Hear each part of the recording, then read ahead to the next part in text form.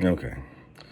So I've done this several times, and I'm going to hope that this way works. Fingers crossed. But I'm going to keep it short and sweet and see if we can't rock this out and get her posted. Here we go. How does human rights framework shape policy practice?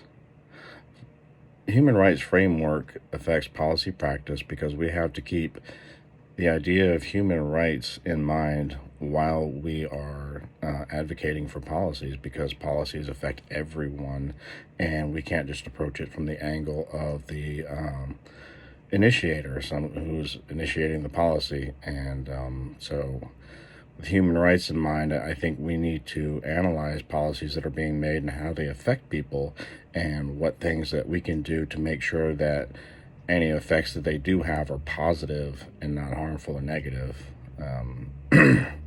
So the second question is, as policy practitioners, what are the elements that will make the link between social protection and a human rights practitioner? So one is based on needs and the other is based on serving population. So we have a lot of people that, or a lot of organizations that do social protection and don't have a lot of opportunity to advance those into human rights practicing or practicing. I like that word, practicing. And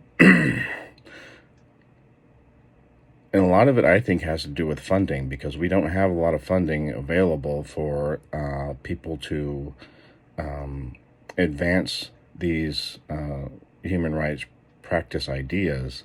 We only have enough to do social protections. So things like homeless shelters or shelters for abused and battered women. Those things don't have a lot of funding. They don't get a lot of attention when it comes to opening up the pocketbook and people throwing money at it. And like Dr. Popescu was mentioning in her video, they get mostly broken stuff and they have to fix it and make it work in whatever manner they can. And it's sad. So with the right frame of mind, a human rights practitioner perspective, if you will, we can get out there and advocate. We can talk to whoever we need to talk to. We can, I think what would be the most impactful is to continuously highlight those situations to make it known that we are not doing what we need to do as far as our social responsibilities for taking care of our people. We're falling short, and that's pretty sad. Okay, last question.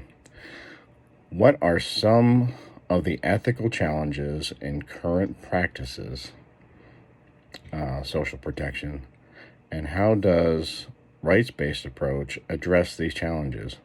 So, as I mentioned earlier, one of the blaringly obvious shortcomings is funding and generating money and community involvement. We don't want to attract the type of people that want to drop $1 in the bucket and move on with their day and feel like they saved the world. We want to get people involved and have people constantly contributing to fixing the problem. And most people have so much on their plate, they don't have the space for it in their hearts and minds to go any farther than dropping that $1 in the bucket and thinking they did something good.